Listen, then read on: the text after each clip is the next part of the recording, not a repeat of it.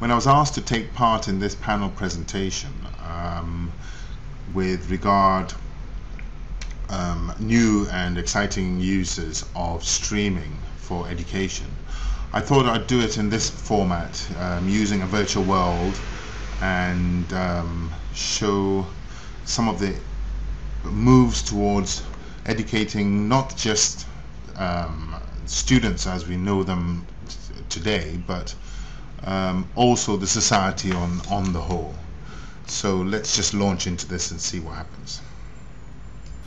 Here I'm about to talk to Drax about my views at that time. This is, you've got to remember, this is back in 2009, and we didn't have the phenomenal growth of social media that we had today, up to today. And this I think you'll find quite interesting concerning what we were talking about. Immediately following the president's appearance, the combined 100 or so SL and MetaPlace avatars who gathered to watch him speak in the virtual realm might seem insignificant. But for Julius Solu, who led Ghana for the UK in 1981, it was a thrill to have his voice heard during this global interactive viewing party. Party politics is failed. Consensus politics is where I'm at. If it means that I will sit on Facebook and comment against my party or on Second Life, it is the debate that matters. And the debate among the audience certainly was animated, especially as Obama suggested that a strong partnership with Africa would require the same transparency he pledged for his own administration. Governments that respect the will of their own people, that govern by consent and not coercion, are more prosperous, they are more stable and more successful than governments that do not. Julius says social media has already helped jumpstart this transformation. Gone are the days when news story would break, the minister would send it to his media department, they would resolve the issue, they would present the world with a comment about the issue. Now it's on Twitter, it's on Facebook, it's here, it's here, it's here. The minister doesn't have time to spin it. Julius adds that social media has also leveled the playing field in business relations to some extent. Okay, I then go on to talk about business, but at the moment we're talking about the social education and whatever. And going back to what Obama was saying there, we could quite easily say, look, that was the beginning of the spring, which then became the Arab Spring, etc., etc. Let me just now move on to where we are today, and the next big social education or move by the people to take a bit of control of their learning process.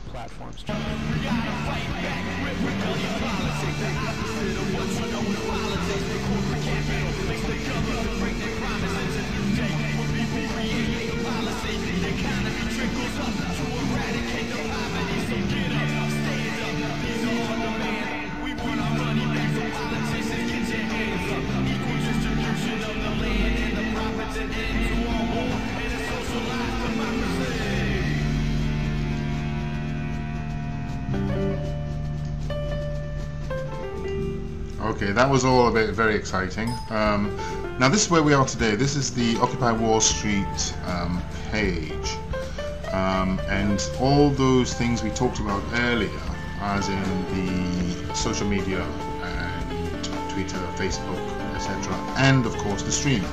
Now if you look at this page, you'll see let's see if I can get in there. No. Hold on a second. Moving closer. It's disconnected at the moment, which is a bit of a shame. I can show you the two tweets coming through. Oh, there we go.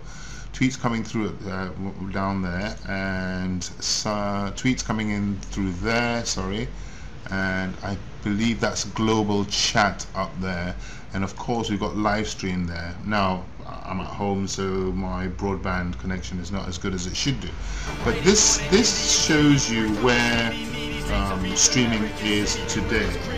And as far as education is concerned,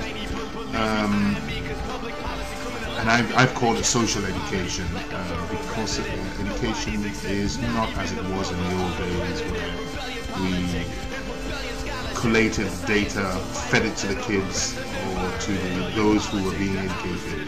I think now it's all a case of content management by everybody and content creation by everybody. And this going back from 2009 up to now is how far we've got. In other words, we're producing the content, we're creating the content, and we're actually distributing this content. Of course, the media houses will not have not and will not be happy about this, but this, I think, is insofar as education is concerned, is where it's going to go.